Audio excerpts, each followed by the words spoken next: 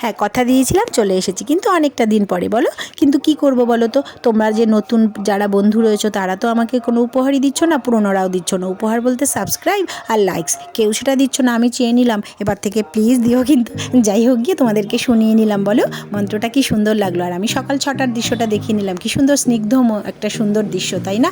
হ্যাঁ, আমরা যেই রুমে রয়েছি সেইটা ট্রাস্টি হোটেল, কি সুন্দর। আর তার আগে মন্ত্রটা হচ্ছে সাই মন্ত্র, দারুণ লাগলো তাই না বলো? ওম সাইরাম। এবার আমি যেহেতু বলেছিলাম গুরুবারের সমস্ত দৃশ্য দেখাবো, তাই সকাল 6টা থেকেই শুরু করে দিয়েছি। দেখো তখনও সূর্য উদয় ওখানে শুরু হয়নি। যাই হোক গিয়ে দেখো আমরা সবাই রেডি হয়ে গিয়েছি।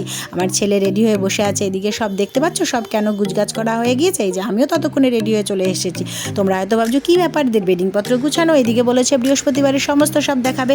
আরে বলছি দাঁড়া, ওই দেখো বাবার ছেলে দুজনে গিয়ে একবারে লিফটের সামনে দাঁড়িয়েছে। আমি ততক্ষণে এতগুলো সিঁড়ি বেয়ে আমি কিন্তু নিচে নেমে গিয়েছি অলরেডি। কিন্তু ওই যে তারা আসলে কি বলো তো, অনেক বেডিংপত্র রয়েছে তো ওদের লিফট থেকে নামলে একটু সুবিধা হয়। আমার একটু লিফটে না কেমন কেমন লাগে, তাই আমি লিফটে আসতে গেলে না, যাই হোক আমি একটু হাঁ করিও, যাই হোক গিয়ে আমি একটু ওরকমই। হ্যাঁ, যাই হোক কী আর বলবো বলো তো, তোমাদের সঙ্গে একটা কথা বলছি, তোমরা সকলে খুব ভালো আছো তো? আমিও কিন্তু খুব ভালো আছি।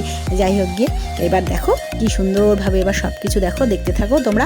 আসলে আমরা না একটা যেই ট্রাস্টি হোটেলে ছিলাম বাবা সাই বাবার, সেখান থেকে পাশের একটা হোটেলে গিয়েছি। আমরা বুঝতে পারিনি, একটু তালগোল হয়ে গিয়েছিল বুকিংয়ে, তাই যাই হোক ভালোই হলো। একটু আরেকটার থেকে পাশের আরেকটা মধ্যে হেঁটেই যাওয়া যায়। আমরা ওখান থেকে একটু সব কিছু রুমে গিয়ে ফ্রেশ হয়ে বাবাকে দর্শন করে একদম সোজা প্রসাদালয়ে দুপুরবেলা চলে এসেছি। তো আমার ছেলে আর আমি, তোমার দাদার একটু শরীরটা খারাপ লাগছিলো তো, তাই জন্য তোমার দাদা ওখান থেকেই যেখানে আমরা রয়েছি সেখান থেকে প্রসাদ নিয়েছে। ওখানে প্রসাদ পাওয়া যায় খুব সুন্দর।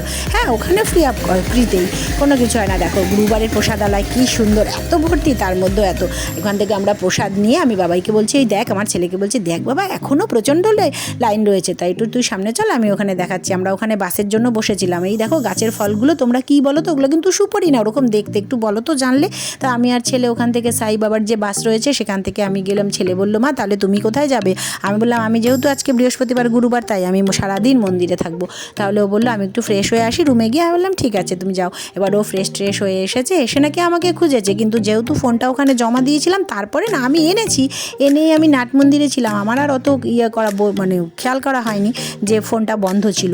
এবার যাই হোক ওখান থেকে আমি আবার সন্ধ্যেবেলা বাবাকে দর্শন করে ওখান থেকে বাবার সামনে এসে ওখানে বসেছি দ্বারকা মায়ের সামনে। যেহেতু বৃহস্পতিবার, বাবাকে পালকি করে ওখান থেকে পরিক্রমা করানো হবে, সাই পালকিতে বাবাকে স্বাগতম করানো হবে। বৃহস্পতিবার তোমাদের সকলকে শুভকামনা জানাচ্ছি, যেহেতু সাই পালকিকে নিয়ে বাবাকে ওখানে চাউড়িতে আনা হবে, বাবার যে সমাধি মন্দির সেখান থেকে। আমি ঠিকঠাক বলতে পারলাম কি না জানি না, কিন্তু আমি দুবার গিয়েছিলাম, তা হ্যাঁ আমি যতটুকু দেখেছি সেটাই বললাম। যাই হোক ওখানে সামনে ব্যারিকেড করে দেওয়া হয়েছে, যেখানে প্রচণ্ড ভিড় দেখেছো সেই সামনেটাই আমি বসেছিলাম। আমি ওখানে দেখো কি সুন্দর, ওখানে দেখো তুলসী পাতা দিয়ে আর রঙ্গোলি করে ওখানে এত সুন্দর করেছে বাবার স্বাগতের জন্য। আর একের পর এক ওখানে দেখো কি সুন্দর বাজনা দিয়ে আসছে সবাই, আর বাচ্চারা ওই দূরে দেখতে পাচ্ছ এত সুন্দর নাচ করছিল। পরিবেশটা কি বলবো, খুব সুন্দর লাগছিল। বেশ নানা রকম ড্রেস পরে, এদের কালারটা দেখতে পাচ্ছ অন্য।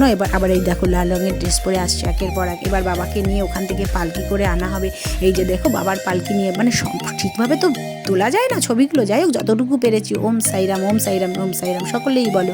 যাই হোক ওখান থেকে এবার রাতও হয়ে গেছে, 10টাও বেজে যাচ্ছে। আমি আর ওখান থেকে ছেলে ইয়েতে যাবো, আমরা রুমে যাব। তোমার দাদা ওখানে আমরা কি করেছি জানো, ব্যাগে চাবি নিয়েও চলে গিয়েছিলাম, তোমার দাদা বাইরে বসে রয়েছে। যাই হোক তাড়াতাড়ি করে ওখানে গিয়ে হোটেলেও পৌঁছে গিয়েছি। তা চলো এখানেই রাখলাম, টাটা বাই, ভালো থেকো সবাই।